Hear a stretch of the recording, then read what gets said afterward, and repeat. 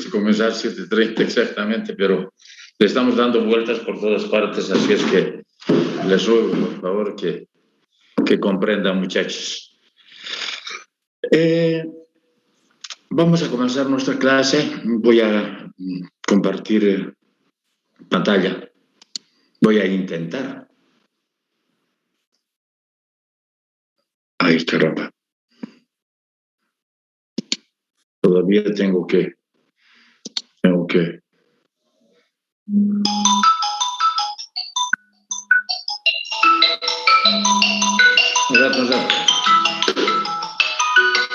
Ya voy a conectar, no te preocupes. Ya voy a conectar.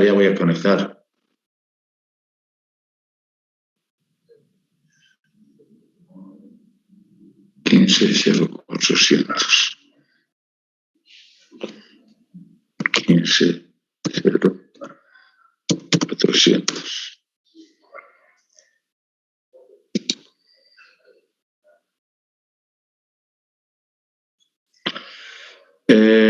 Ángela, Pilar, ¿se me escucha? Sí, doctor, buen día, se lo escucha. Correcto, muy bien. Entonces, pues vamos a comenzar con nuestra clase. Un ratito.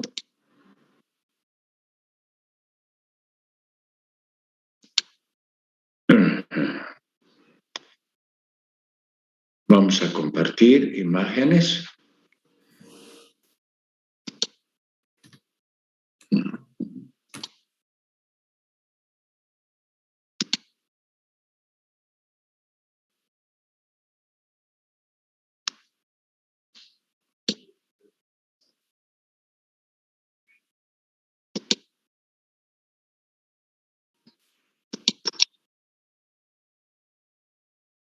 ¿Se ve, Ángela?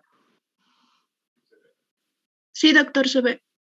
Ahora quiero que me digas si se ve la pantalla completa. Sí, se ve ahora sí, doctor, completa. Perfecto, muy bien, pues. Muy bien, vamos a comenzar nuestra clase. No sin antes, pues, conversar respecto a la importancia que tienen el estudio de las lecciones del cuello. Definitivamente, porque como ustedes se han podido dar cuenta en la clase anterior, pues el cuello es un segmento sumamente especial debido a que es uno de los segmentos más proclives, digamos, a tener dificultades debido a que no tiene un sistema de protección, no tiene un nivel que lo cubra, que lo proteja, y está formado fundamentalmente por elementos blandos, sobre todo la piel, como ustedes han visto en la anterior clase, pues los músculos tanto laterales como anteriores y posteriores también, con sus fascias correspondientes, etc.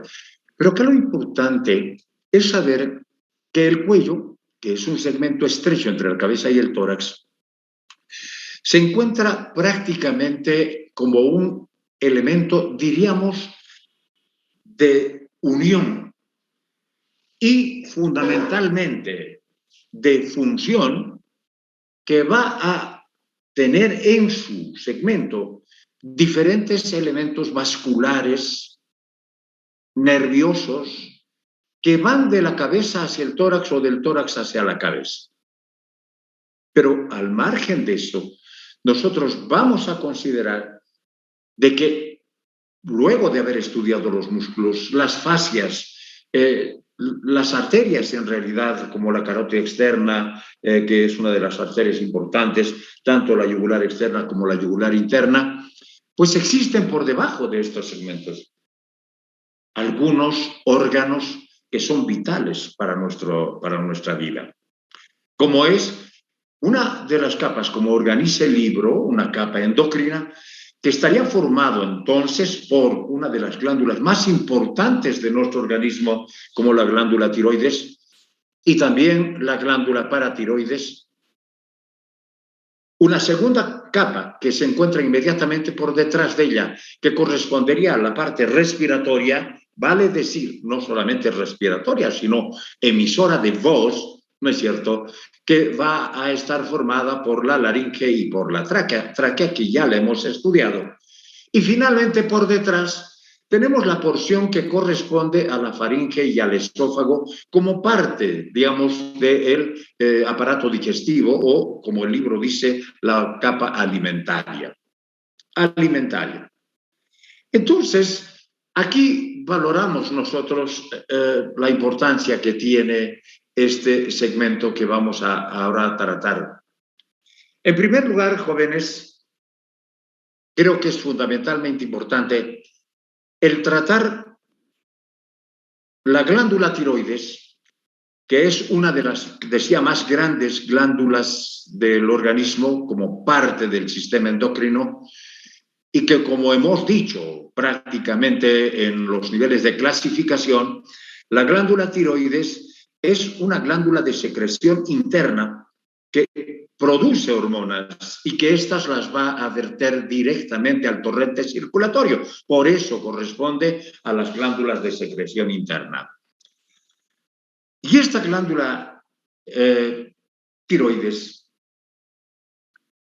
va a producir hormonas como la tiroxina, la triiodotironina y también la calcitonina.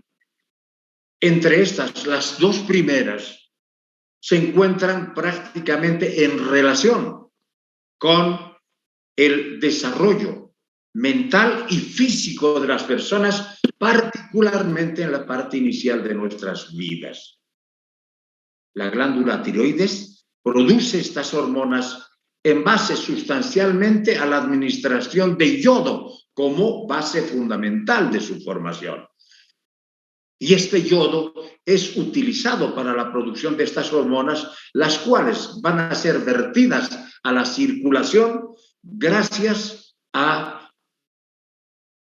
sistemas de estimulación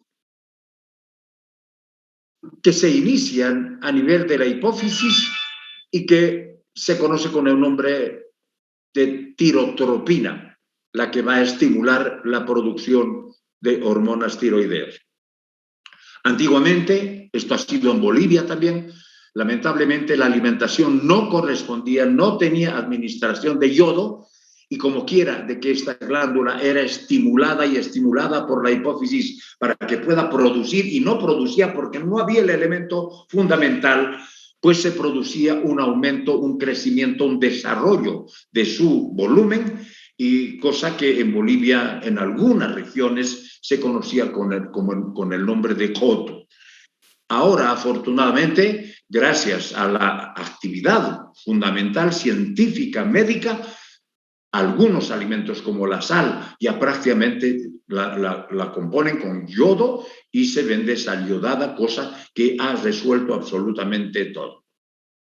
Ahora, una de las cosas que es importante tratar respecto de esta hormona, nos vamos a salir un poquito del libro, que esta hormona participa en el proceso del metabolismo celular, estimula el metabolismo, estimula y regula el metabolismo celular. Esta hormona, gracias a esta hormona, nosotros crecemos en la parte lógicamente inicial de nuestras vidas y además desarrollamos nuestra inteligencia.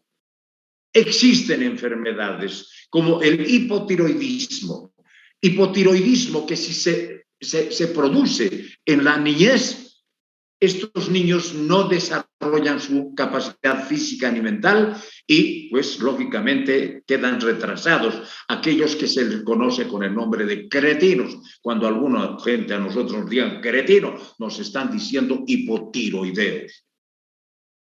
Ese hipotiroidismo quiere decir disminución de las hormonas tiroideas en la corriente sanguínea. Disminuye el metabolismo celular. Y si estamos hablando de metabolismo celular, estamos hablando de utilización poca de energía, porque las células cuando funcionan normalmente gastan energía.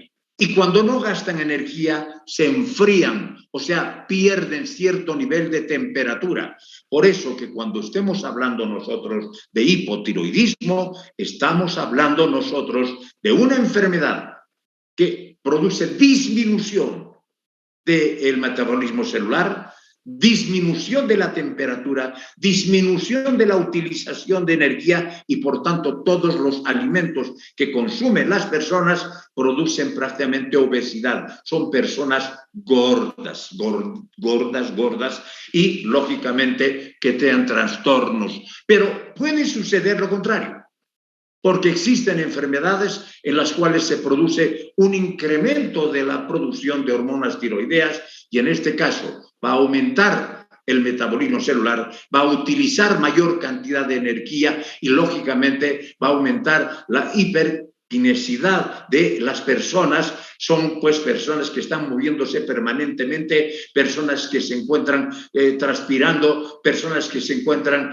con una frecuencia cardíaca aumentada, incrementada, aumento del calor, de la temperatura, y estas situaciones prácticamente, como se consume mucha la energía, a estas personas las llevan a disminuir de peso, a disminuir, a ser personas flacas, enflaquecidas, etc. Esto quiere decir, jóvenes, que en realidad podemos ver de que esta glándula tiroides, desde el punto de vista fisiológico, es fundamentalmente importante para la vida, no solamente para el crecimiento, el desarrollo de nuestro cuerpo, sino para el desarrollo de nuestra mentalidad. Entonces decíamos que cuando la hormona tiroidea está disminuyendo, la glándula hipófisis va a estimular produciendo tirotropina y estimulando a la glándula tiroides para que se regulen los niveles de hormonas tiroideas. Por otra parte, la glándula tiroides produce la calcitonina y es una hormona también que participa, pero esta vez en el nivel, regulando los niveles de calcio en la sangre. Cuando el calcio en la sangre, los niveles de calcio aumentan en la sangre, prácticamente se produce calcitonina para que ésta pueda disminuir, produciendo lógicamente la acumulación de estas sustancias a nivel de los huesos y a nivel de las partes, digamos, de reserva de nuestro cuerpo. Sin embargo, aquí agregaremos lo siguiente, de que es importante reconocer de que la vitamina D es una de las vitaminas importantes que se generan o que se producen y que son útiles para que pueda estimularse al intestino delgado para que pueda absorberse mayor cantidad de calcio y además esta, lógicamente, acumularla a nivel de los huesos. Con esto, en realidad, ya prácticamente tenemos ya allanado el camino de la glándula tiroides desde el punto de vista funcional. Desde el punto de vista ahora anatómico, esta es una glándula que se encuentra situada en la parte anterior de la tráquea y de la laringe. Va a estar formada por dos lóbulos, que son los lóbulos tiroideos, unidos por un pequeño segmento que es y se conoce con el nombre de istmo, prácticamente una porción estrecha. En oportunidades, y los libros clásicos de la anatomía, sabiendo de que este tejido glandular prácticamente se trasladaba desde la base de la lengua, ¿no es cierto?, por el conducto tiroglótico, producía cierto remanente, podríamos decir, de una parte del tejido tiroideo que mantenía una especie de proyección piramidal. A esta pirámide un señor de apellido Lalouette le puso su nombre y dijo es la pirámide, pero es tejido tiroideo igual y normalmente. Ahora bien, este tejido glandular se encuentra entre los músculos externo-tiroideo y externo-ioideo, por debajo de los músculos infraioideos, ¿no es cierto? Se relaciona por detrás con la tráquea, hemos dicho, y con la laringe, y además lateralmente los lóbulos con el paquete vasculonervioso lateral del cuello. ¿Qué es lo que tenemos que saber de las glándulas tiroides? Que tiene una irrigación fundamentalmente importante. Nosotros sabemos que la arteria la arteria carótida externa, una de sus primeras ramas que va a desprender precisamente es la arteria tiroidea superior. Y esta arteria tiroidea superior, díganlo así, por favor, no voy a entrar en otros detalles. Cuando llega a la parte superior de ambos lóbulos, va a dividirse en ramas mediales y en ramas laterales, posteriores, dice el libro. Y además va a tener la llegada de unas arterias que vienen como parte de un tronco que se llama tiro cervical, rama de la arteria subclavia, que se denomina la arteria tiroidea inferior. Y esta tiroidea inferior también va a llegar a la parte inferior de los lóbulos, las cuales van a dividirse en ramas mediales y ramas laterales o posteriores, y diremos así, que van a formar un verdadero círculo arterial, porque existe internamente anastomosis que asegura prácticamente la irrigación de esta glándula a través de estas 4 arterias fundamentales. En algunas ocasiones existe una arteria adicional que se conoce con el nombre de arteria IMA y que en la mayor parte de los casos se desprende del tronco arterial brachiocefálico como una arteria tiroidea media, la cual indudablemente va a enriquecer, lógicamente, la irrigación de la glándula tiroides. Desde el punto de vista del retorno venoso, se van a formar, vean ustedes, venas tiroideas superiores y algunas tiroideas medias. Tanto las superiores como las medias van a desembocar en la vena yugular interna y las inferiores, las que van a nacer de la parte inferior de esta, generalmente van a ir a terminar en el tronco arterial, perdón, en el tronco venoso brachiocefálico del lado izquierdo o en oportunidades también en el derecho. Esto quiere decir, por tanto, que vean ustedes esta glándula, que es pequeña, por cierto, tiene una irrigación profusa, importante, que le dé al organismo de acuerdo, lógicamente, a la importancia funcional que ella tiene. Por otra parte, vamos a hablar nosotros de los ganglios linfáticos, y esto es importante.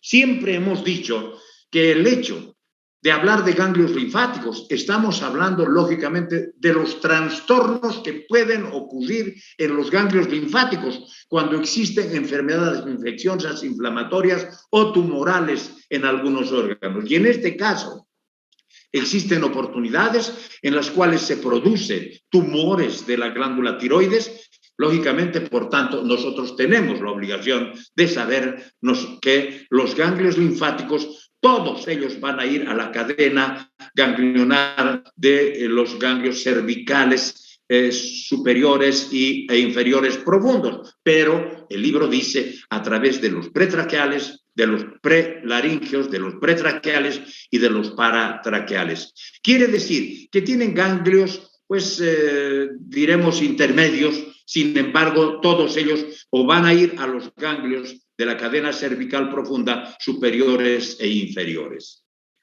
Si hablamos nosotros de la parte nerviosa, diremos que esta glándula, pues un órgano glandular, tiene que tener una inervación de tipo vegetativa. Generalmente la más importante es la inervación simpática, y esta inervación simpática indudablemente, pues lógicamente va a salir de las ramificaciones simpáticas de la cadena carótida, ¿no es cierto?, de la carótida, porque sabemos que va a seguir, pero estas ramificaciones se van a distribuir a nivel de las glándulas tiroides, no para producir, y esto quiero reiterarlo, no para que produzca hormonas, porque ya lo hemos dicho anteriormente, que las hormonas se producen por estimulación de la glándula tiroides. La glándula tiroides produce hormonas tiroideas por la estimulación de la glándula hipófisis, ¿no? En cambio, estas ramificaciones vegetativas, sobre todo, van a ser, digamos, vasomotoras. Van a aumentar la irrigación o disminuir la irrigación de acuerdo, lógicamente, a las necesidades que tengan las glándulas tiroideas. Ahora, vamos a hablar de las glándulas paratiroides.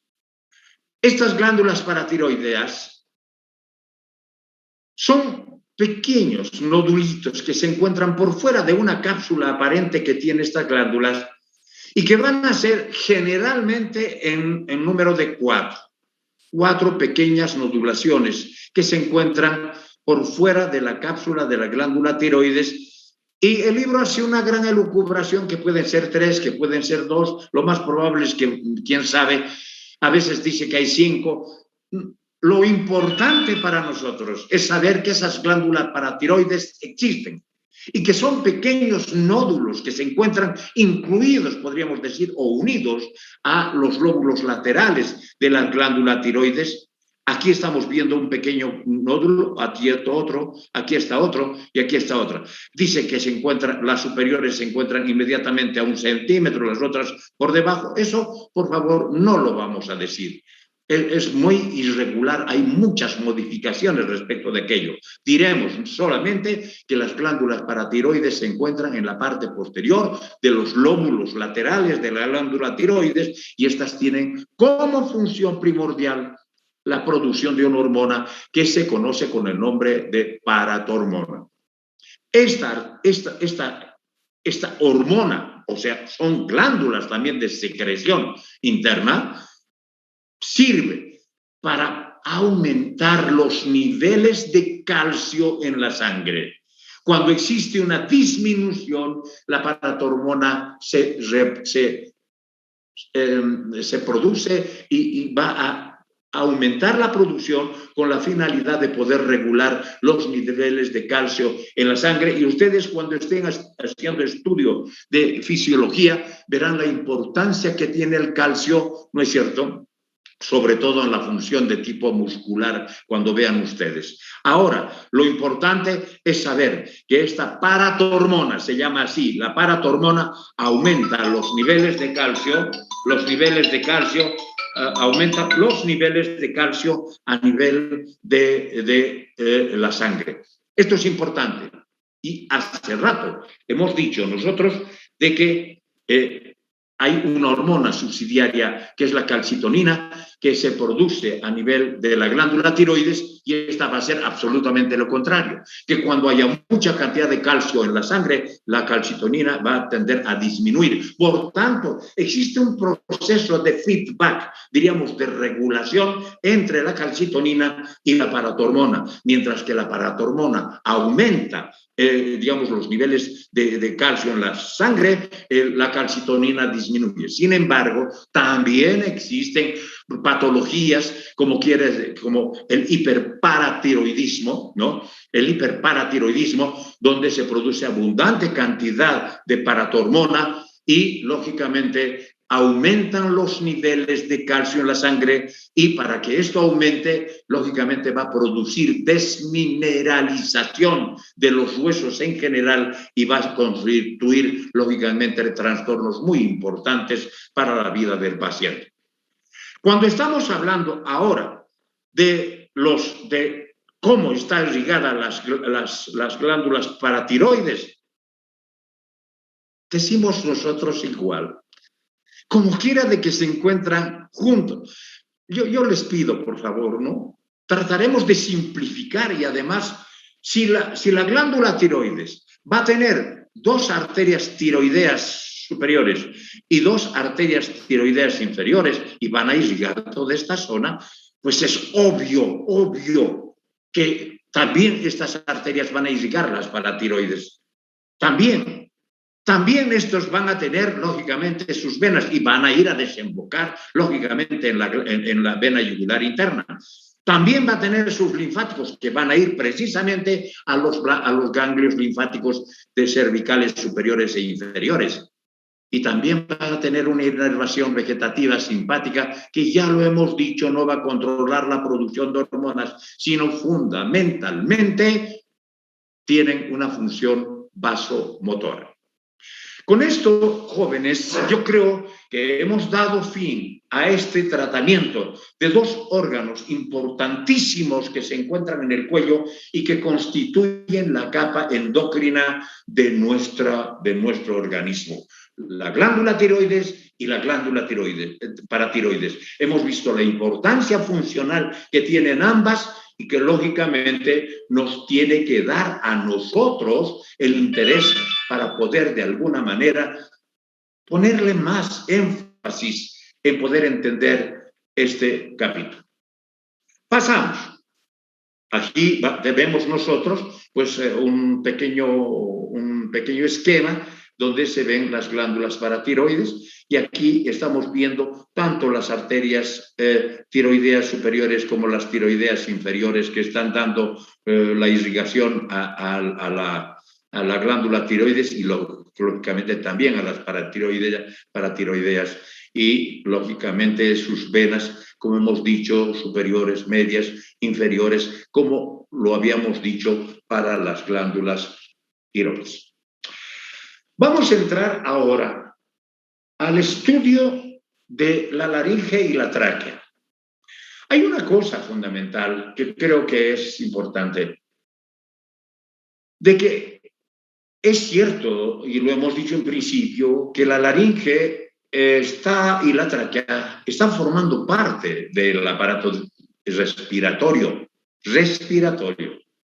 Pero a diferencia de la faringe, que vamos a ver prácticamente es un tubo, digamos, músculo membranoso, la laringe y la tráquea son órganos que tienen un esqueleto cartilaginoso, que le permite, lógicamente, mantener un nivel de permeabilidad. Quiere decir que no pueden cerrarse porque está formado por cartílagos, no puede colapsarse.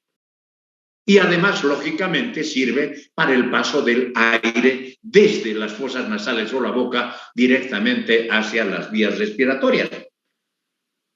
Pero también nosotros vamos a encontrar, digamos, funciones importantes como, decimos, la producción de la voz. La producción de la voz, que es importante, el órgano que va a producir vibraciones que nos permiten dar el sonido, está situado en la laringe. Por tanto, estas dos partes van a servir para el paso del aire, para mantener la permeabilidad y además para producir la voz, nuestra voz, producir la voz gracias, diremos nosotros, a la vibración de lo que vamos a ver nosotros como pliegues bucales, dice el libro, que lo explicaremos posteriormente. Muy bien. Como hemos dicho, esta laringe que se encuentra, digamos, situados profundamente, ¿no es cierto?, se encuentra por debajo del hueso hioides, y por encima la laringe de la tráquea. La laringe se encuentra por debajo del hioides y por encima de la tráquea. Esta tráquea se encuentra formada por un esqueleto cartilaginoso. En realidad, fíjense ustedes, son prácticamente, ¿ya?, 3 cartílagos impares y 3 cartílagos pares. Los cartílagos impares corresponden a este cartílago que les estoy mencionando a ustedes, que es el cartílago tiroides, a este otro, que es el cartílago cricoides, esta vista por delante, esta vista por detrás, y finalmente el cartílago epiglótico, que prácticamente corresponde a los 3 segmentos impares de cartílago con que cuesta la laringe. Pero además existen pares, y estos cartílagos pares son estos cartílagos que están viendo ustedes, que son los cartílagos aritenoides. Luego tenemos nosotros estos cartílagos que están como coronando a la punta del aritenoides, que parecen cuernitos y por tanto les dan el nombre de cartílagos corniculados. Y un tercer grupo de cartílagos que no se encuentran formando parte misma del esqueleto, sino, como vamos a ver posteriormente, se encuentran flotando en un segmento blando de la conformación de la laringe, que son los cartílagos cuneiformes. Los cartílagos cuneiformes. cuneiforme. Entonces, comenzamos. ¿Cómo son los cartílagos? Primeramente vamos a hablar de los cartílagos. Aquí tenemos nosotros el cartílago tiroides. Y este cartílago tiroides es un cartílago que parece un libro abierto con la abertura dirigida hacia la parte posterior. Por tanto, va a tener una porción prominente ventral, ¿no es cierto? Ventral y dos hojas laterales. Estas dos hojas laterales, ¿no es cierto?, van a presentar en su borde superior un pequeño, digamos, segmento denominado incisura superior, ¿no es cierto?, incisura superior, que es una pequeña escotadura, y otra inferior que no es tanto. Este cartílago es un cartílago que crece como parte de las características sexuales secundarias en el hombre. Por tanto, los hombres, cuando llega a la pubertad, gracias a las hormonas masculinas, van a aumentar su volumen, va a crecer la laringe y en esa fase se conoce con el nombre de muda de la voz, porque en principio un hombre tenía una voz bastante aguda, pero conforme va produciéndose el crecimiento, lógicamente la laringe crece y la voz es mucho más grave.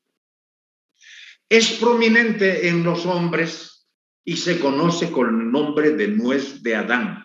Dice que tenemos los hombres por culpa de las mujeres, pues eso es lo que dicen. Pero de todos modos, las mujeres no se les nota mucho porque no aumenta el volumen de la laringe y por tanto la voz de los varones es mucho más grave que de las mujeres. Ahora, tiene un ángulo abierto hacia adelante y posteriormente los bordes posteriores van a formar unas prolongaciones, vean ustedes, en forma de cuernos, unos cuernos superiores, ¿no?, y unos cuernos más pequeños que son inferiores. Entre el borde superior, donde hemos descrito la fisura, y los cuernos, existe una lámina membranosa y fibrosa que va a unir este cartílago tiroides al hueso hioides.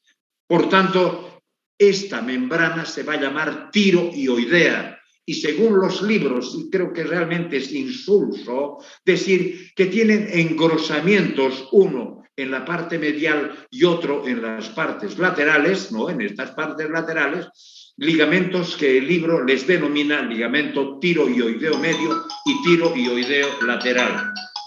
Tiroideo medio y tiroideo lateral. Esta membrana tiroidea prácticamente es la porción que se encuentra uniendo el borde superior del cartílago tiroides al hueso hioides. Hacia abajo vamos a encontrar los pequeños también cuernos menores que son más pequeños y que van a articularse con las partes laterales del cuerpo del cartílago cricoides.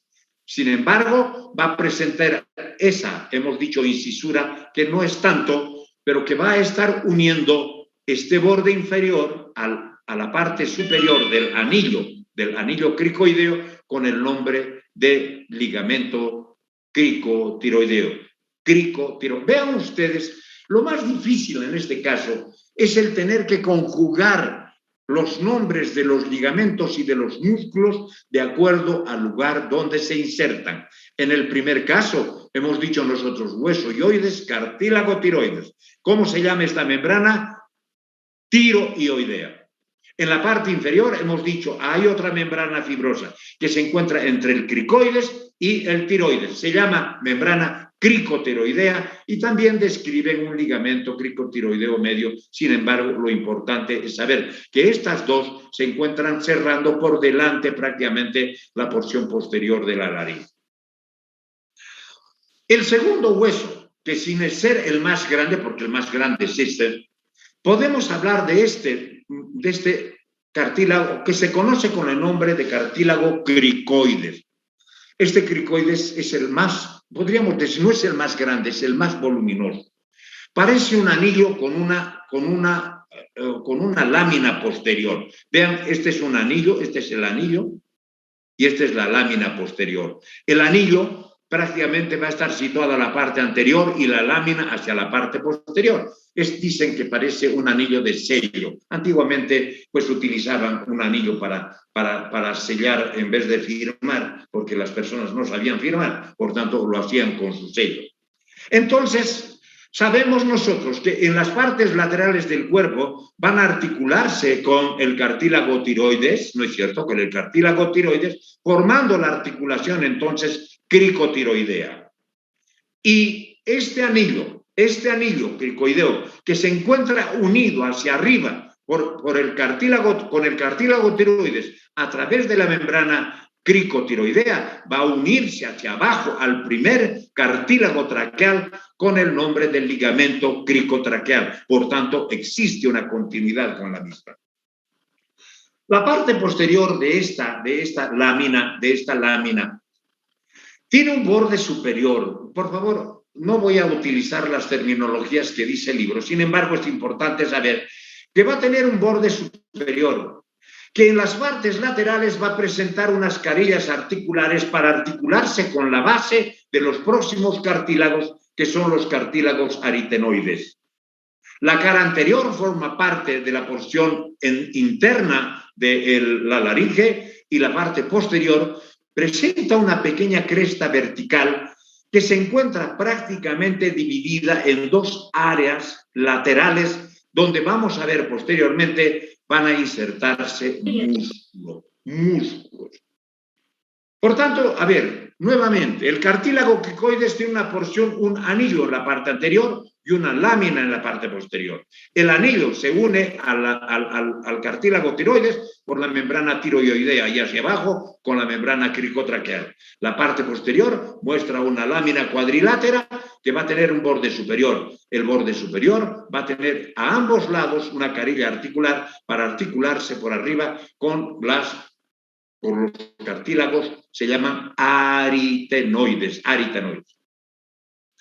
Para terminar con los cartílagos impares, vamos a hablar del cartílago epiglótico. Este es el cartílago, que es el más flexible además, ¿no es cierto? Tiene la forma de una hoja, dice, con peciolo o una porción estrecha, que se fija al ángulo posterior del cartílago tiroides a través de un ligamento, ¿verdad?, tiroepiglótico. Está fijo allí. Y este cartílago va a tener la forma de una raqueta, vean ustedes, con una cara posterior o dorsal que es un poquito más cóncava y una más convexa por delante. Este cartílago epiglótico es fundamentalmente importante porque es el que va a obstruir el orificio o vestíbulo superior de la laringe para evitar que lo que nosotros estamos deglutiendo puedan introducirse a la vía respiratoria. Lo vamos a ver posteriormente. Pasamos a los cartílagos pares. Primero, los cartílagos aritenoides. Fíjense ustedes, los cartílagos aritenoides, les voy a explicar una cosa, pero no van a tener ustedes que describir como lo estoy haciendo yo. Simplemente vamos a encontrar dos detalles fundamentales. Primero, de que estos dos cartílagos tienen la forma piramidal, triangular. Va a tener una cara medial entre los dos aritenoides, una cara ventral y una cara dorsal. La cara ventral, en la parte ventral, vamos a encontrar nosotros unas pequeñas prominencias que el libro le llama procesos. Cuando quiere le llama procesos, cuando quiere le llama apófisis. Estas se llaman procesos que se llaman vocales en la parte anterior. Procesos vocales. ¿Ya? Y en la parte posterior van a formar otros procesos, particularmente en la parte externa. A ver, vean ustedes, aquí está, en la parte externa, en la base, con el nombre de procesos musculares, porque es precisamente aquí donde va a venir a insertarse unos músculos que vamos a ver posteriormente. Su vértice se encuentra articulado con los cartílagos corniculados, a los cuales pues ya no les vamos a hacer ningún tipo de mención, sino vamos a decir que existe una articulación. entre el aritenoides y los corniculados, ¿no? Los corniculados. Se produce una articulación. Una de las cosas importantes para hablar de esta es que en el proceso anterior va a insertarse un ligamento. Esto es importante. Un ligamento. Un ligamento que se dirige desde la apófisis o proceso vocal hacia el ángulo entrante del cartílago tiroides, ¿ya? Que toma el nombre de ligamento vocal, por favor, ligamento vocal, que lógicamente son dos, uno derecho y otro izquierdo. Este ligamento vocal es prácticamente el elemento, podríamos decir, importante por el cual se va a formar la cuerda vocal inferior o pliegue vocal inferior que dice el libro. ¿Qué nos faltaría? ¿Qué nos faltaría? Nos faltarían los cartílagos cuneiformes. A ver, sepan ustedes que en esta porción, entre las porciones laterales del cartílago epiglótico, se va a formar un pliegue del cartílago epiglótico hacia el cartílago aritenoides y al corniculado, ¿ya? Que va a formar una lámina cuadrilátera aquí, ¿no? Que va a estar prácticamente, a ver, escuchen esto, formando un repliegue mucoso que se conoce con el nombre de repliegue, ¿ya? Aríteno epiglótico, en cuya porción libre se encuentran los cartílagos cuneiformes. Por tanto, todos los demás se unen o se articulan, pero los cartílagos cuneiformes se encuentran en los pliegues aríteno-epiglóticos. Con esto ya prácticamente hemos allanado el camino de la descripción de lo que es la porción cartilaginosa de la laringe. Ahora bien, hemos dicho anteriormente, a ver, que en esta porción va a haber una membrana que va a ser la lámina cuadrilátera, aquí. Y aquí vamos a ver nosotros esta lámina o membrana cuadrilátera que desde el cartílago epiglótico está dirigiéndose hacia el cartílago aritenoides y este repliegue, ¿no es cierto?, más la cara interna y externa, va a limitarse por abajo por un repliegue de la lámina cuadrilátera que constituye, según el libro, el pliegue falso, diremos, el pliegue falso, el pliegue vestibular de esta porción de la laringe. Esa porción, voy a volver nuevamente atrás, por tanto, va a tener un borde superior que va a ser el pliegue ariteno epiglótico. Va a tener una parte inferior que va a formar el pliegue vestibular, que está por encima de este, solamente pliegue, ese es el borde inferior, diremos, de la lámina o membrana cuadrilátera. Y por tanto va a tener una cara medial interna que mira adentro y otra afuera, y posteriormente va a estar prácticamente tapizada por una membrana mucosa, ¿verdad? Mucosa. En la parte inferior, ahora, en la parte inferior, utilizamos el ligamento vocal, que va a formar una especie de cono, se llama así, cono. Este cono, ¿ya?, se llama elástico o membrana cricovocal. ¿Por qué? Porque resulta que el cricoides está por aquí abajo, ¿ya? Y este es el pliegue vocal, quiere decir la cuerda vocal principal. Y esto va a ser un cono. Este cono va a ser denominado cono elástico, que está formado por esa membrana cricovocal. En otros términos, si vemos la parte interna de la laringe, tenemos dos partes. una parte vestibular, ¿ya? Que se encuentra limitada por el orificio que forma, lógicamente, el borde superior del cartílago epiglotis más el repliegue aritenoepiglótico y la unión entre los dos aritenoides. Por la parte inferior encontramos el repliegue vestibular. Ahí está la membrana cuadrilátera. Y la otra, que va a formar el cono elástico o también denominado membrana cricovocal, que está limitado por arriba por el pliegue vocal y por debajo por el cricoides y por tanto se llama entonces membrana cricovocal y la que va a estar formando el cono. Según el libro, nosotros encontramos entonces el vestíbulo laríngeo, orificio que está limitado por arriba, con lo que hemos dicho, y hacia abajo por la porción del pliegue vestibular. Una porción intermedia que está formado por los dos pliegues. Antiguamente se llamaban cuerdas vocales.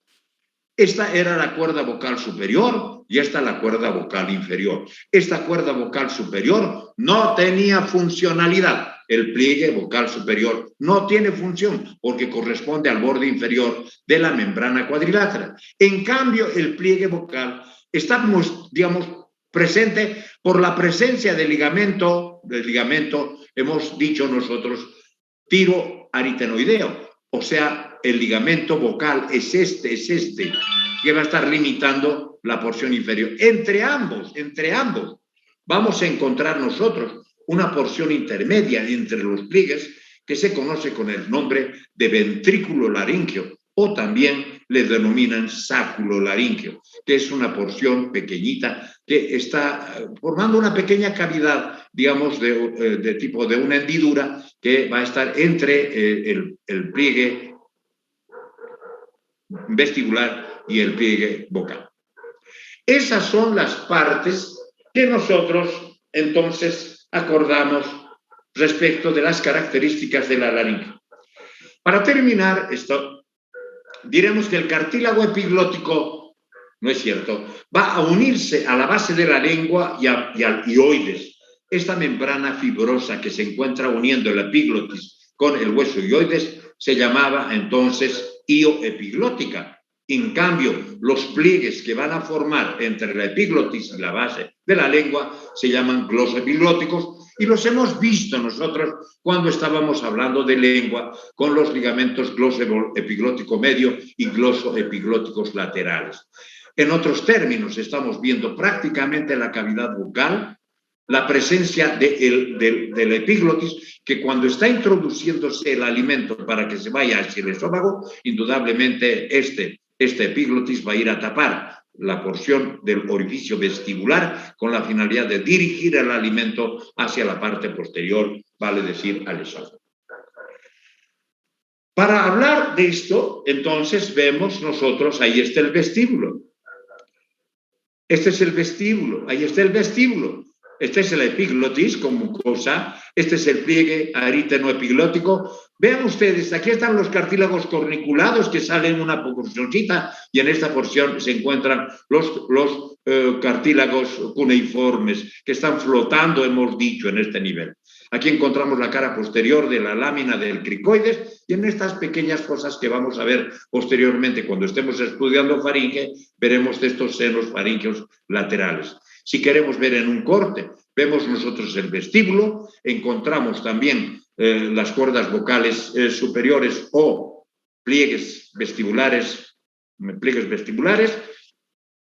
que están formados por la lámina, hemos dicho, cuadrilátera, nada más. En cambio, los pliegues inferiores, que son las cuerdas vocales funcionales, presentan los ligamentos y además los músculos que van a ir a formar parte de estas cuerdas que vamos a ver posteriormente y que esta es la porción inferior del cono medular. Esta es la cavidad, así es la cavidad.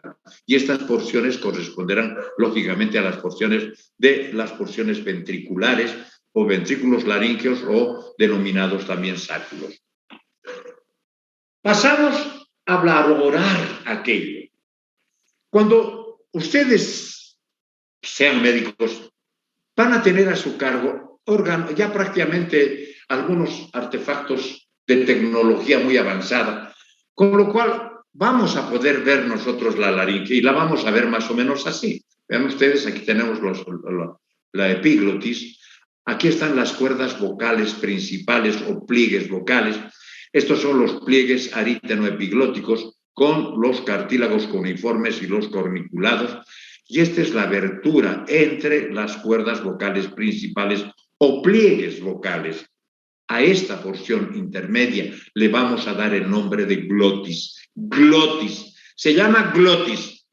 Y vamos a ver de que esta glotis prácticamente va a funcionar, como es el caso de la respiración, cuando se abre la respiración en una respiración forzada y permite el paso del aire hacia la tráquea. Luego, cuando existe, digamos, la acción de la fonación y se van a contraer fundamentalmente los músculos, dos músculos que ahorita voy a explicar, que correspondería al crico aritenoideo lateral y también, podríamos decir nosotros, a los músculos, a los músculos aritenoideos, que los vamos a ver ahorita, que van a producir un cierre de esta glotis, pero con la finalidad de que en la salida del aire pueda esta porción de la glotis producir vibración y emisión de la fonación, del sonido. Y en algunas oportunidades solamente se contraen los músculos anteriores, que son los cricoaritenoideos anteriores, y no se van a unir los dos aritenoides. Por tanto, van a dejar una pequeña porción posterior, que es la que va a producir un susurro. Aquí no se escucha voz, sino simplemente el susurro, lo que nosotros estamos queriendo hablar en el susurro. Pero para esto tenemos que saber nosotros los músculos. Y los músculos de la laringe, el libro los divide en músculos extrínsecos y músculos intrínsecos. Los músculos extrínsecos de la laringe son prácticamente los músculos supra e infraioideos, porque los supraioideos elevan el ioides y concomitantemente también elevan la laringe.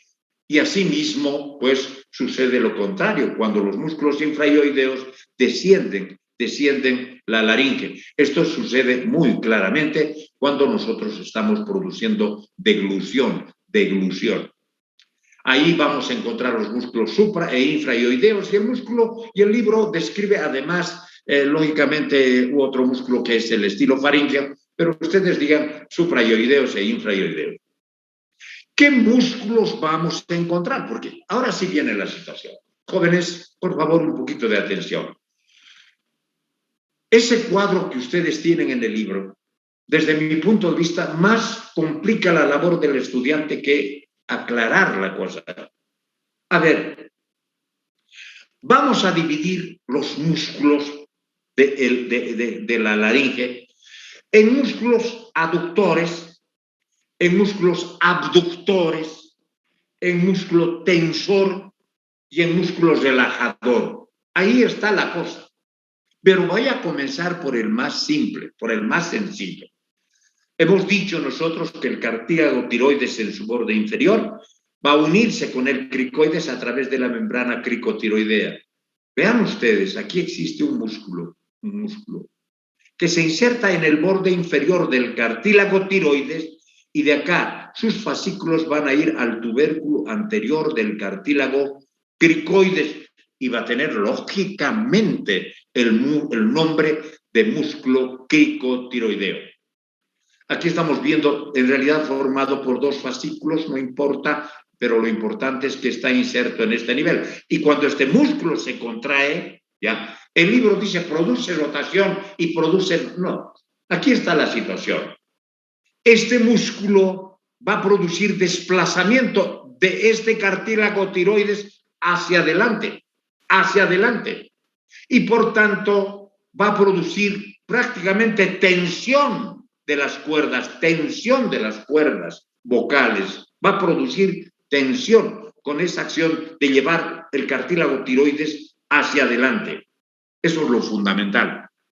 Todos los libros antiguos le denominan el músculo del canto. ¿Por qué? Porque dice que este músculo del canto era el músculo que en realidad nos permitía el gorjeo en el momento de cantar. ¿Por qué? Porque está yéndose de delante hacia atrás. Ese es el músculo tensor. Ahora vamos a hablar nosotros del único músculo abductor,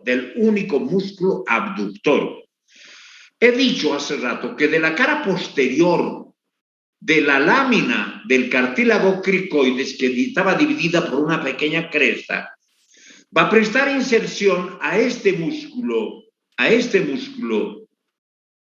este músculo va desde la cara posterior del cricoides, va a dirigirse hacia el proceso muscular de los cartílagos aritenoides. Y como quiera que este músculo va a contraer, vean ustedes, va a jalar, entonces va a rotar el cartílago aritenoides, ya, hacia afuera, y va a producir, lógicamente, abducción, va a abrir la glotis.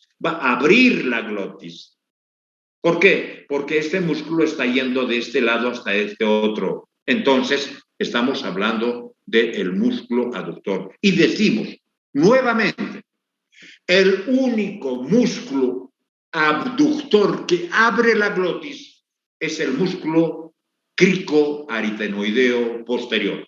Cricoaritenoideo posterior. Músculos aductores. El músculo aductor importante corresponde a un músculo que se inserta en la cara posterior de ambos cartílagos aritenoides en sentido transverso. El libro le llama discúlpenme, por favor, disculpen. Se inserta en la cara posterior de los aritenoides. Por tanto, el libro le llama músculo aritenoides. Saben que antes le llamábamos aritenoideo, porque iba de un aritenoides al otro. Y como sus fibras están transversales, lógicamente estos van a acercar a los cartílagos aritenoides y van a producir el cierre. Por eso se llama aductor principal. Ahí está. Sin embargo, existe una porción oblicua. Y esto que quede absolutamente claro, como una prolongación de esta transversa, va a existir un músculo oblicuo que, partiendo de los fascículos de este área aritenoideo, van a dirigirse a uno y a otro lado para ir a terminar en el dorso de la epiglotis. Quiere decir que este dorso, cuando se contrae, va a descender la epiglotis y va a cerrar el vestíbulo, la entrada hacia la laringe para producir la deglución. Por tanto, esto es lo que yo quiero mencionar. En este dibujo estamos encontrando el músculo aritenoideo transverso. A mí me gustaría mucho que digan aritenoideo y el aritenoideo oblicuo, que en vez de oblicuo solamente debía llamarse ariteno epiglótico y que es el causante de poder de alguna manera flexionar la epiglotis para que pueda deglutirse los alimentos. Otro de los aductores corresponde a este músculo. A ver, vamos a evaluar acá. Esta es la apófisis muscular. Este es el músculo este es el cricoaritenoideo posterior. Aquí está. Este era el aductor. Y este lateral se inserta también en el proceso muscular del aritenoides y por otra parte en la parte superior del anillo del cartílago cricoides. Cuando este músculo se contraiga, prácticamente va a rotar los cartílagos aritenoides y también va a cerrar. En este caso, lo que estamos viendo nosotros es que prácticamente este músculo cricoaritenoideo lateral va a cerrar la glotis, pero no la parte posterior, porque la parte posterior la realiza el músculo ariaritenoideo. Con esto, en realidad, tenemos, diríamos, todos los músculos. Nos faltaría, otra vez, repetimos, ¿listo? Repetimos. Músculo tensor, el cricotiroideo. Músculo del canto, músculo del canto. El único músculo aductor, el músculo se llama, este músculo, cricoaritenoideo posterior. Uno de los músculos importantes aductores, el aritenoideo transverso, dice el libro. Yo le llamo aritenoideo. Y otro que es subsidiario de este, el aritenoideo oblicuo, que yo le denomino ariteno epiglótico porque pues se va a prolongar hacia la epiglotis y como ya sabemos va a accionar. Pero el otro músculo que va a producir aducción va a ser el cricoaritenoideo lateral. Y este cricoaritenoideo lateral se inserta en la apófisis muscular y por delante en el anillo del cartílago cricoides. Cuando se contraiga, pues lógicamente va a girar acercando lógicamente las porciones anteriores de esta glotis. Ya tenemos absolutamente todo, pero falta este músculo. Y aquí es mucha controversia. Vamos a hablar de que sobre este músculo, sobre este ligamento, ¿se acuerdan el ligamento vocal? Existe un músculo que se llama tiroaritenoideo, músculo tiroaritenoideo. Y como el ligamento está del tiroides al aritenoides, y va a estar formando prácticamente de la cuerda vocal principal. Cuando este músculo se contrae, dice que va a producir relajación, va a relajar la cuerda vocal o pliegue vocal, ¿no es cierto? Pliegue vocal, pero agrega al mismo libro de que van a haber músculos vocales que van a estar en el interior de este músculo y que, para mí, desde mi punto de vista, lo que hay que comprender es que gracias a estos músculos que se encuentran formando parte de los pliegues vocales, o sea, de las cuerdas vocales principales, son que estos músculos van a vibrar en el momento de producir la voz.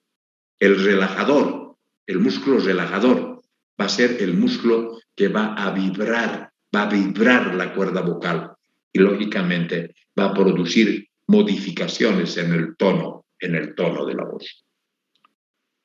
Listo, con esto ya hemos pasado los músculos y aquí he puesto un ejemplo, anoche lo saqué del libro, prácticamente acá el cricoaritenoideo posterior que se encuentra prácticamente acercando los dos aritenoideos. Estos aritenoides funcionan acercándose, pero también sobre un eje, ¿ve? ¿No es cierto?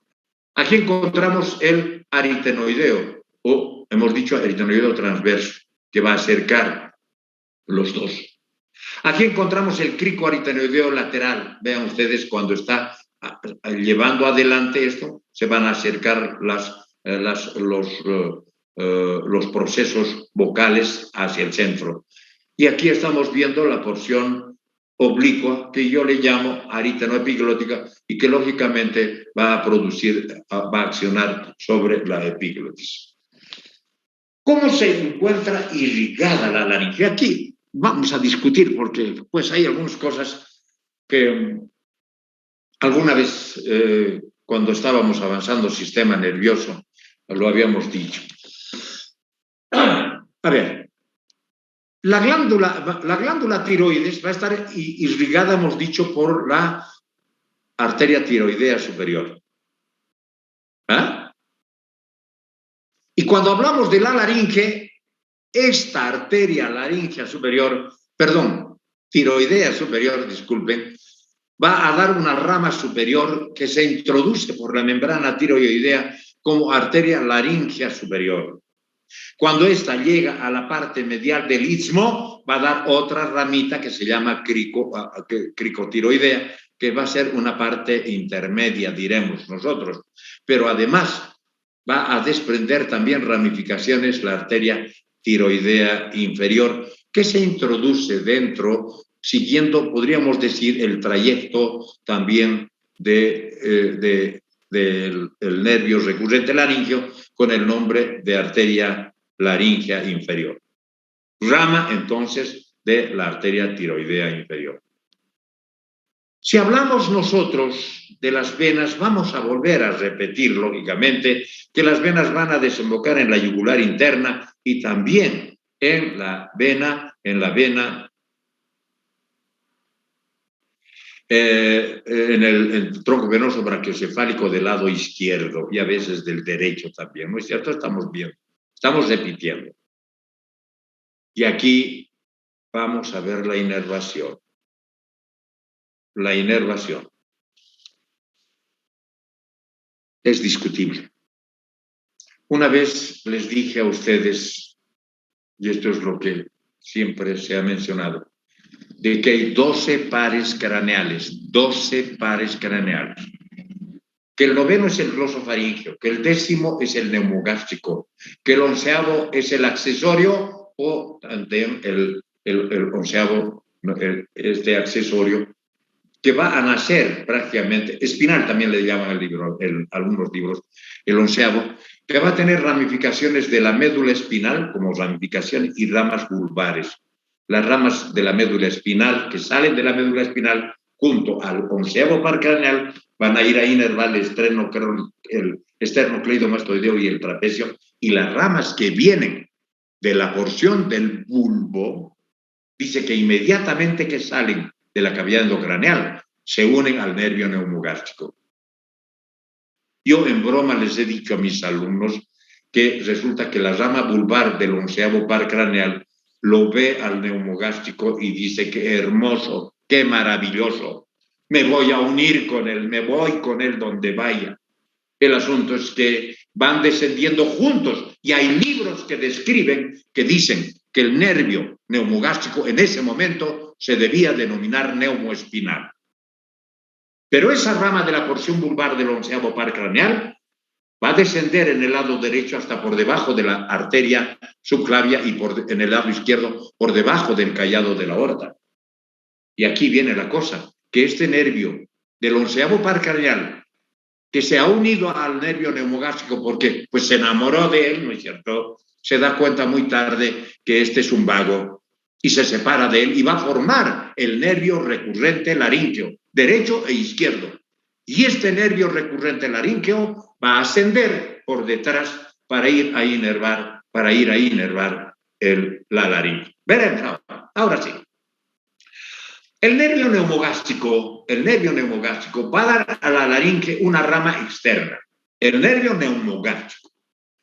Esta rama externa se va a dividir antes de introducirse en la laringe en dos ramas, una superior que es sensitiva y una inferior que es motora. Y aquí viene la cosa. El único músculo que se encuentra inervado por el nervio neumogástrico dice que es el cricotiroideo, el músculo tensor, el músculo del canto. En cambio, el nervio recurrente laríngeo, que ya sabemos, no importa, el libro dice, cuando ustedes les pregunten, el recurrente laríngeo, ¿ramo de qué nervio es? Ustedes dicen, dice el libro del neumogástrico, ¿ya? Que es un nervio que en forma recurrencial va a ascender y va a inervar todos los músculos restantes. Está fácil, ¿no? ¿Quién inerva al cricotiroideo? Pues el neumogástrico directamente. ¿Quién inerva al resto de los músculos? El recurrente laríngeo. ¿Listo? Y aquí vemos nosotros, aquí está el glosofaríngeo, aquí está el neumogástrico, ¿no es cierto? Y aquí está el nervio recurrente laríngeo, que se encuentra inervando toda esta zona. Para hablar de linfáticos, volvemos a repetir lo mismo. Van a haber prelaringios y pretraqueales. Y de acá van a ir a terminar sus ganglios linfáticos a la cadena ganglionar. No se dejen ustedes, ¿no? Hay una cadena ganglionar cervical profunda. No puede ir a los superficiales. profunda. Y unos se dividen en superiores, otros en inferiores. Y lógicamente, como estos van a haber algunos linfáticos cuyas arterias van de la parte inferior y otros de la parte superior, los de la parte superior irán a los superiores y los inferiores a los inferiores. Esta es la situación de los, a pesar de que hay algunos ganglios que son prelaríngeos, ¿no es cierto?, y pretraqueales, los cuales los hemos mencionado ya anteriormente.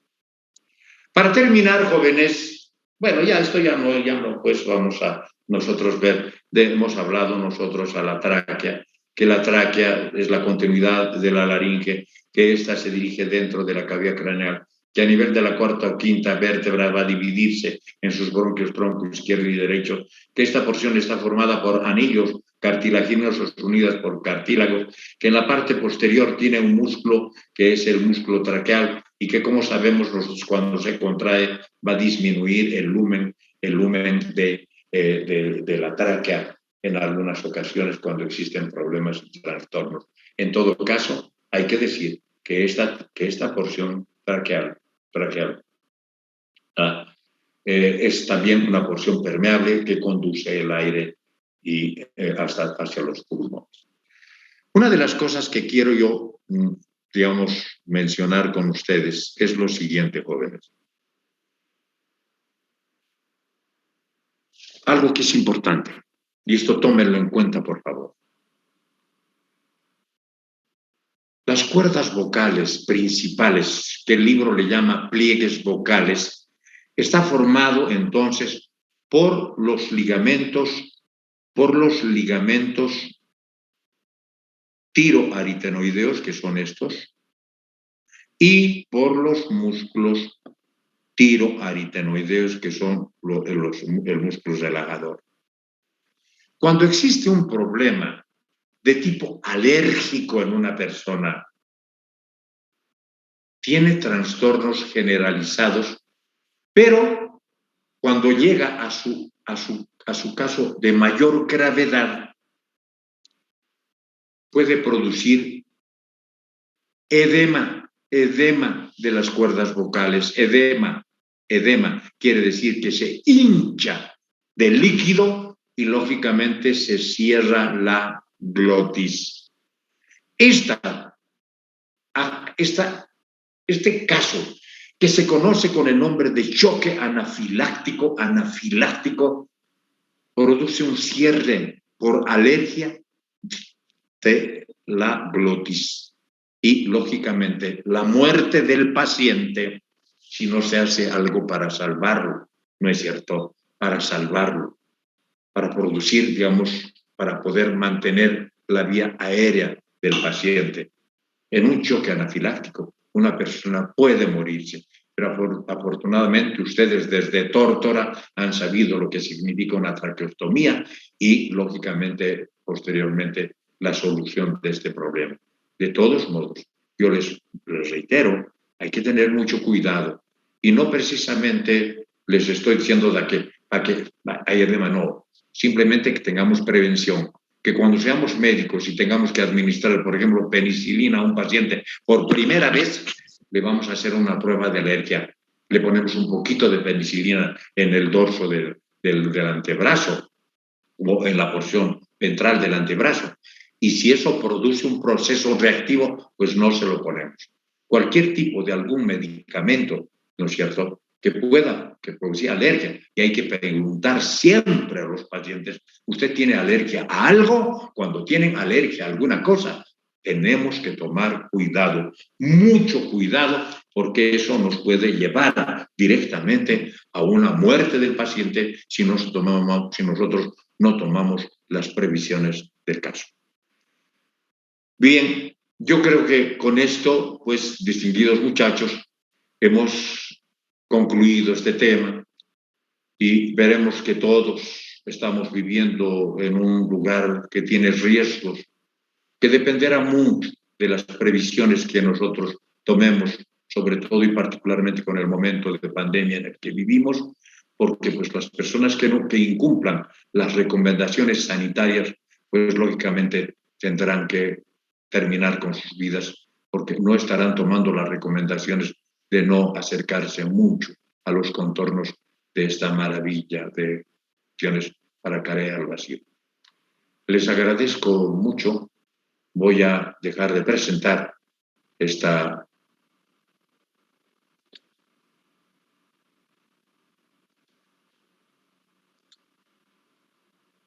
listo.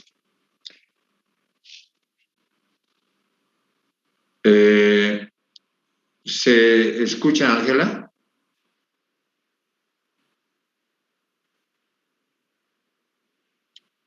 Hola, hola.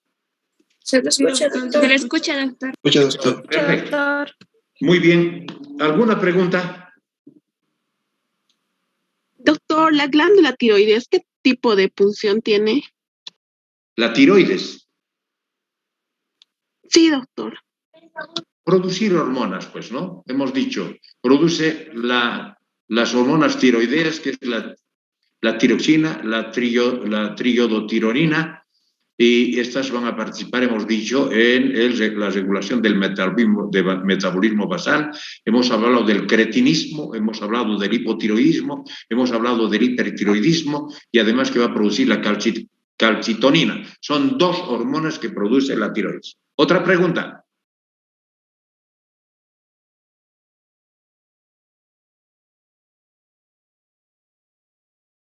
Bueno, pues les agradezco mucho su asistencia, jóvenes, y que les vaya bien, ¿ya? Muchísimo gusto. Hasta luego, doctor. Hasta luego, doctor. Gracias. Hasta luego, doctor. Gracias. Hasta luego, doctor. Doctor, gracias. Doctor, gracias. A ustedes las gracias, jóvenes. Chao, chao. Gracias, doctor. Hasta luego.